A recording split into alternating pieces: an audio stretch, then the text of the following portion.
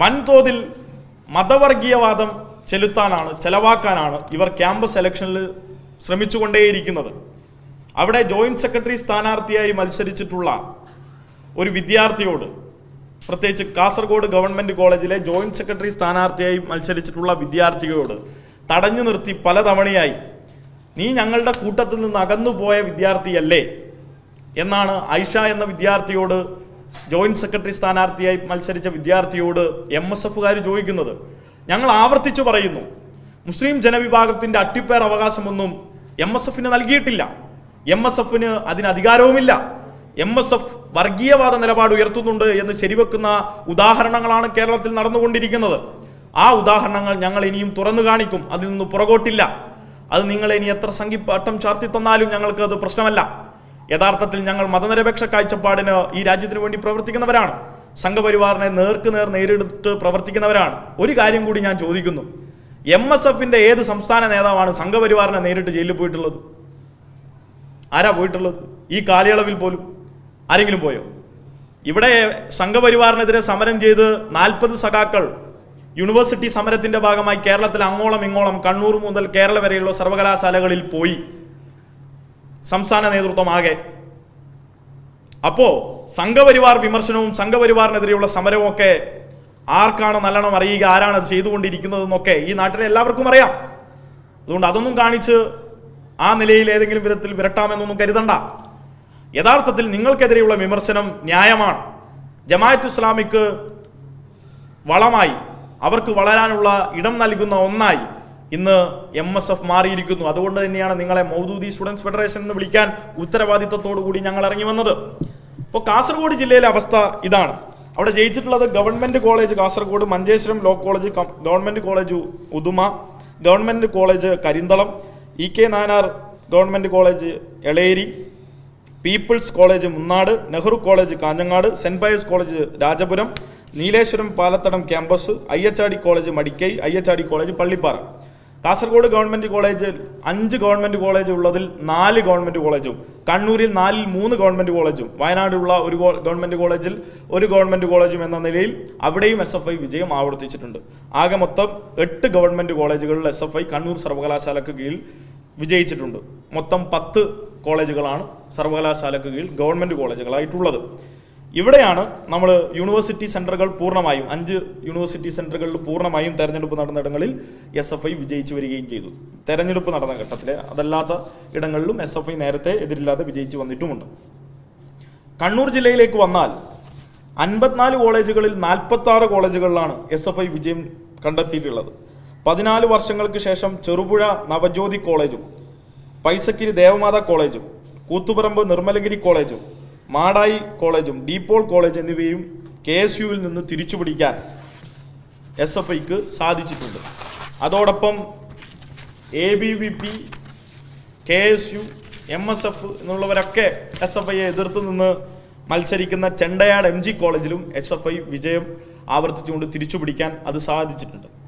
ആകെ മൊത്തം ജയിച്ചിട്ടുള്ളത് SFI ഞാൻ നേരത്തെ പറഞ്ഞു, നേരത്തെ 46 കോളേജുകൾ കണ്ണൂർ ജില്ലയിൽ മാത്രം വിജയിച്ചു വന്നിട്ടുണ്ട്. അതിൽ നിർമ്മലഗിരി കോളേജിലും മാടായി കോളേജിലും വിജയമേറെ മധുരമുള്ളതാണ്. മാനേജ്മെന്റിന്റെ നിരന്തരമായ അക്രമത്തെ മറികടന്നും മാനേജ്മെന്റ് നിരന്തരമായി വിദ്യാർത്ഥികളുടെ പ്രവർത്തനത്തെ ലക്ഷ്യം വെച്ച് പ്രവർത്തിച്ചിട്ടും വലതുപക്ഷത്തിന്റെ, പ്രത്യേകിച്ച് ഇന്നത്തെ നിർമ്മലഗിരി കോളേജിനെ സംബന്ധിച്ച് ഇന്നത്തെ മാതൃഭൂമി ഇന്നിവിടെ വന്നിട്ടില്ല എന്ന് തോന്നുന്നു, മാതൃഭൂമി പേപ്പറിലെ വാർത്തയാണ് ഇതിൽ വാർത്ത എല്ലാവരുടെ പേര് കൊടുത്ത് ഏറ്റവും അവസാനം എല്ലാവരും KSU എന്നാണ് കൊടുത്തത്. ഒരു തിരുത്തുണ്ട്, എല്ലാവരും SFI എന്നാണ്.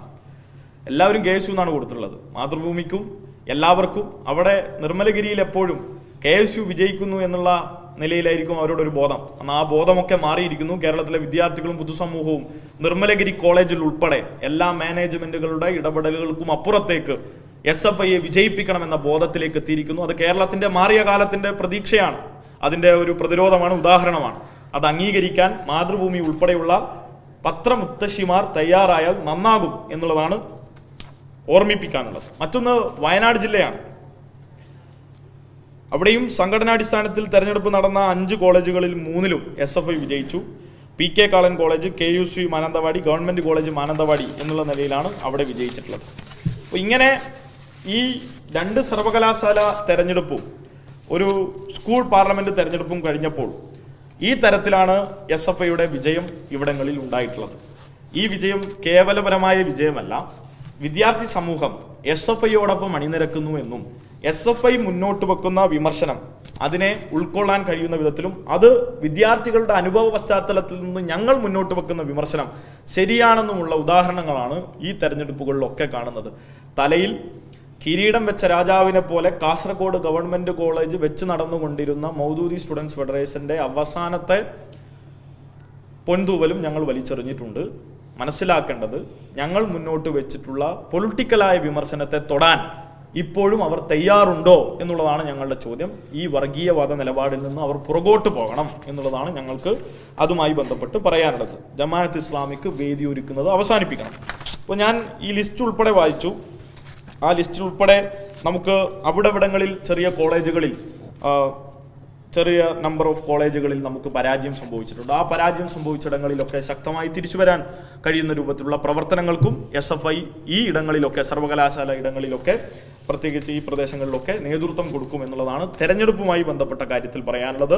അതുമായി ബന്ധപ്പെട്ട് ഒരിക്കൽ കൂടി അടിവരയിട്ട് പറയുന്നു, MSF എന്ന വർഗീയവാദ സംഘടന ഈ പ്രദേശത്ത് നടത്തുന്ന വർഗീയവാദ നിലപാടുകൾ അത് വിദ്യാർത്ഥികൾ തിരിച്ചറിഞ്ഞുകൊണ്ട് അവർക്കെതിരെയുള്ള മതനിരപേക്ഷ കാഴ്ചപ്പാടിന് വേണ്ടിയുള്ള വോട്ടാണ് ഇന്നലെ SFIക്ക് വേണ്ടി കിട്ടിയിട്ടുള്ളത്. ഓരോ വോട്ടും MSFന്റെ മുഖത്ത്, SFIക്ക് കിട്ടിയിട്ടുള്ള ഓരോ വോട്ടും ഓരോ കോളേജും MSFന്റെ മുഖത്തേറ്റ പ്രഹരമാണ് എന്ന് ആവർത്തിച്ചു പറയുന്നു.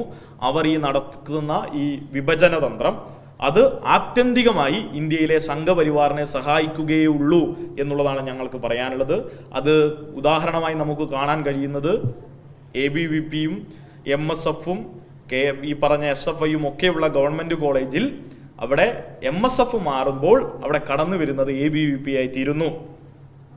MSFന് മാറുമ്പോൾ അവിടെ ABVP കടന്നു വരുന്നു. ഇതാണ് ഞങ്ങൾ നേരത്തെ പറയുന്ന ഒരു വർഗീയത മറ്റൊരു വർഗീയതക്ക് മാത്രമേ വളമൊരുക്കുന്നുള്ളൂ.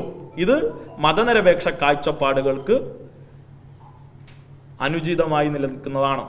അതുകൊണ്ട് തന്നെ ആ നിലയിൽ കാര്യങ്ങൾ കണ്ടുപോകാൻ ഈ പറഞ്ഞ പ്രസ്ഥാനങ്ങളുടെ നേതൃത്വം തയ്യാറാവണം. ഇവർ ആ നിലയിൽ തിരുത്തി പോകണം.